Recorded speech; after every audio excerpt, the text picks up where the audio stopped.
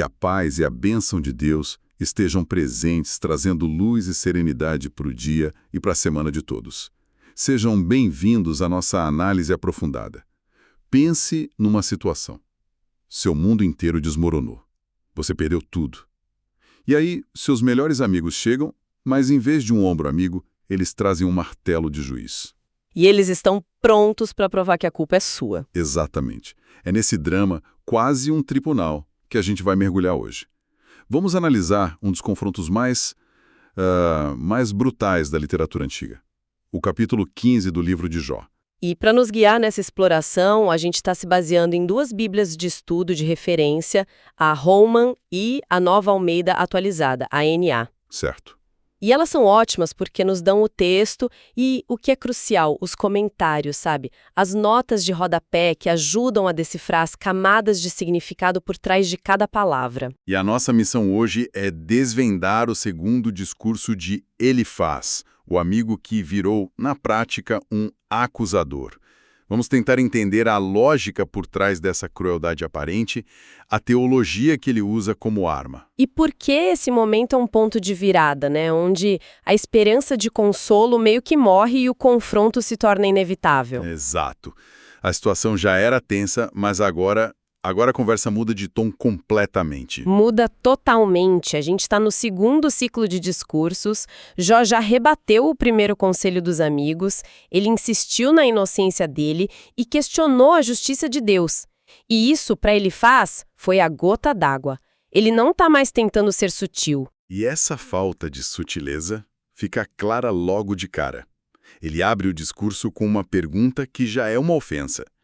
Ele diz para Jó: porventura, dará ao sábio, em resposta, ciência de vento? Encherá o seu ventre de vento oriental? Isso soa bem pior do que só chamar as palavras de Jó de vazias. O que é exatamente esse vento oriental? Essa pergunta é ótima, porque não é uma metáfora qualquer. O vento oriental, para quem vivia naquela região, era o siroco. Ah, o vento do deserto? Isso.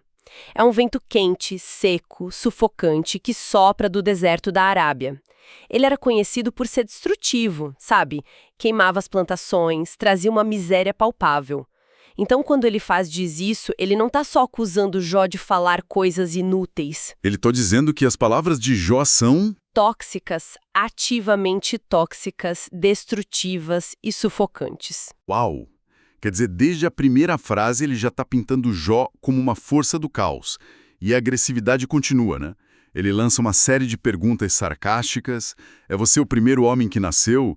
Ou você ouviu o secreto conselho de Deus? É puro deboche. Ele está tentando diminuir Jó, cortar a autoridade dele pela raiz. E o que é fascinante e ao mesmo tempo trágico é tentar entender a motivação por trás disso, né? Pois é. As notas de estudo da Bíblia Holman, por exemplo, apontam que, na perspectiva de Elifaz, Jó cometeu 2 pecados graves. O primeiro é o tal pecado oculto que causou todo o sofrimento. Certo. Mas o segundo, e talvez até pior, para Elifaz, é a recusa de Jó em confessar. Ao insistir na própria inocência, Jó não está só sendo teimoso, ele está, na visão de Elifaz, anulando o temor de Deus, como diz o versículo 4. Então, para Elifaz, a defesa de Jó é um ataque direto a Deus. Precisamente. Elifaz opera dentro de um sistema teológico muito rígido, muito ordenado, a chamada teologia da retribuição. A lógica é simples. 1. Deus é justo. 2. O mundo que ele governa é moralmente ordenado. Então, 3. Coisas boas acontecem aos bons e coisas ruins acontecem aos maus. Exato. Para Elifaz, essa equação é inquebrável. Como Jó está sofrendo terrivelmente, a conclusão é inescapável. Ele deve ter pecado terrivelmente. A recusa de Jó em admitir isso ameaça o sistema de crenças inteiro de Elifaz. É quase uma questão de autopreservação para ele. Se ele admitir que Jó pode ser inocente, o entendimento dele de Deus e do mundo desmorona. Isso mesmo. Então, em vez de questionar as próprias crenças, ele ataca o amigo. Ele acredita sinceramente que está defendendo a honra de Deus contra a arrogância de um homem. Ele não se vê como um agressor. Ele se vê como um defensor da fé. Exato. E é aí que a tragédia se aprofunda. Então, depois, esse ataque pessoal, parece que Elifaz percebe que precisa de um argumento mais forte. Sim, ele muda de tática. Ele sai do ataque pessoal e entra, digamos, na teologia. Apresenta um argumento que parece universal, irrefutável. Sim, ele eleva o debate. Do versículo 14 ao 16, ele constrói o que ele considera o argumento decisivo. Ele diz: que é o homem para que seja puro? E o que nasce da mulher para que fique justo? E continua. Eis que Deus não confia nos seus santos, e nem os céus são puros aos seus olhos. Quanto mais abominável e corrupto é o homem, que bebe a iniquidade como a água. Ok, vamos analisar isso com calma. Num primeiro momento, o argumento parece correto, não? A ideia de que a humanidade é imperfeita, pecadora, é um conceito central em muitas tradições de fé. Onde é que o raciocínio dele realmente desanda? Essa é a pergunta crucial.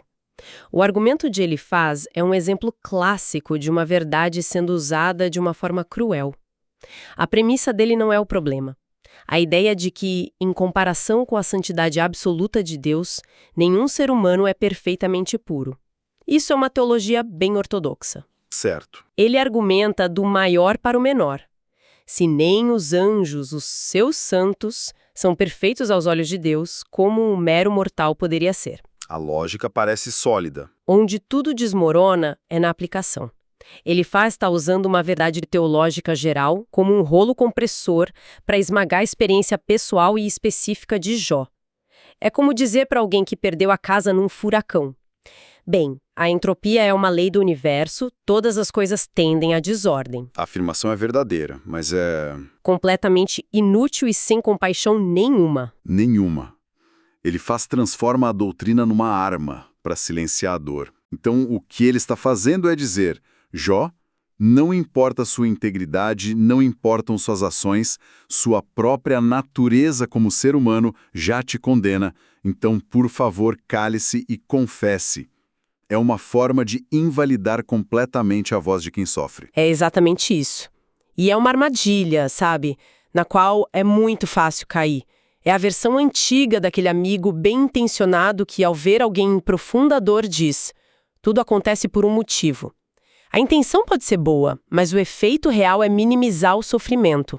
E Elifaz faz isso em escala épica. Em escala épica, usando a majestade de Deus para diminuir a dor do amigo.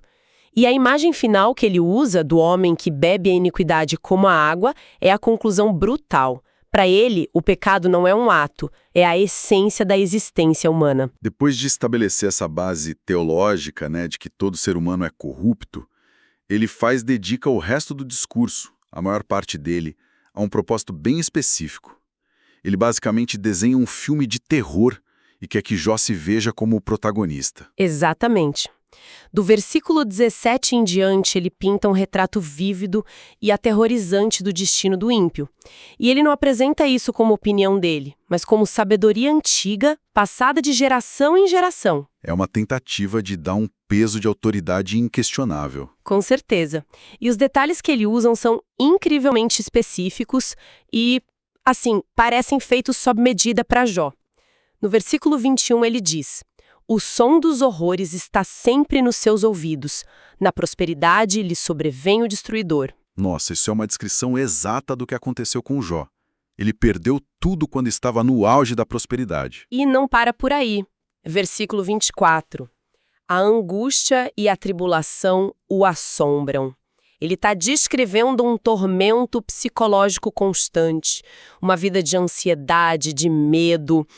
Cada detalhe, como apontam os comentários da Naesk, é um espelho que Elifaz coloca na frente de Jó, esperando que ele finalmente se reconheça ali. As metáforas agrícolas que ele usa no final são particularmente devastadoras. Sacudirá suas uvas verdes, como as da vide, e deixará cair a sua flor, como a da oliveira.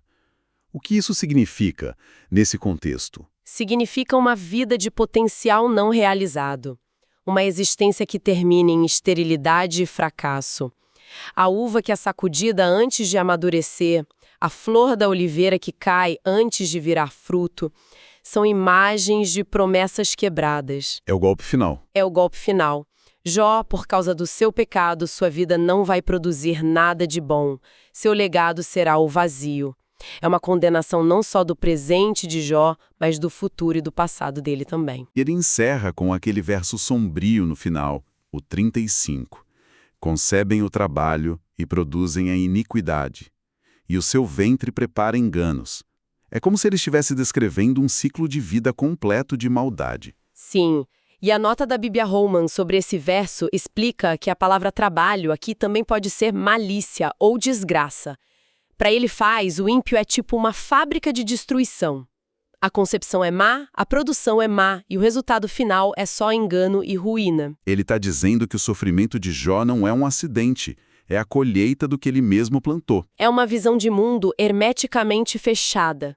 Não tem espaço para o mistério ou para o sofrimento que não tem explicação. Então, se a gente olhar para o discurso como um todo, o que ele nos revela? Parece que a grande lição aqui é sobre o perigo da certeza, né? Elifaz estava tão certo da teologia dele, tão convencido de que estava defendendo Deus, que ficou cego e surdo para o ser humano que sofria na sua frente. É o ponto central. O discurso de Elifaz é um estudo de caso sobre como a ortodoxia sem empatia vira opressão. Ele tem todas as respostas certas no sistema dele. O problema é que a vida real, a dor real, é muito mais confusa do que o sistema dele permite. E quando a realidade de Jó não se encaixou na teologia? Em vez de questionar a teologia, ele condenou a realidade de Jó. Ele escolheu o mapa em vez do território, entende? Faz todo sentido. Isso me faz pensar que ter a teologia correta não garante nada. A aplicação dela é que faz toda a diferença. Elifaz pode até estar certo em alguns pontos gerais, mas a forma como eles aplica é profundamente cruel e equivocada. E esse capítulo é um ponto de não retorno no livro.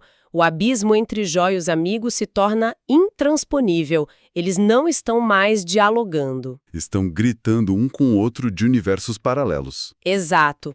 Os amigos vão continuar a defender seu Deus lógico, previsível, e Jó vai continuar a clamar ao Deus real, o Deus que parece silencioso e ausente, mas a quem ele, no fundo, se recusa a abandonar. É um lembrete muito poderoso de que, às vezes, tentar dar respostas fáceis para dores complexas pode acabar causando feridas ainda mais profundas que o silêncio. Com certeza. E essa análise do discurso de Elifaz nos deixa com um pensamento final para refletir. Isso levanta uma questão importante para todos nós, eu acho.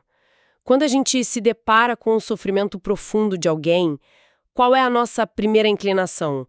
É tentar encontrar uma explicação, uma teoria, um porquê que nos faça se sentir mais confortáveis com o caos da dor do outro? Ou será que é simplesmente oferecer nossa presença silenciosa e solidária, com a humildade de admitir que talvez a gente não tenha todas as respostas? Deus abençoe todos os ouvintes.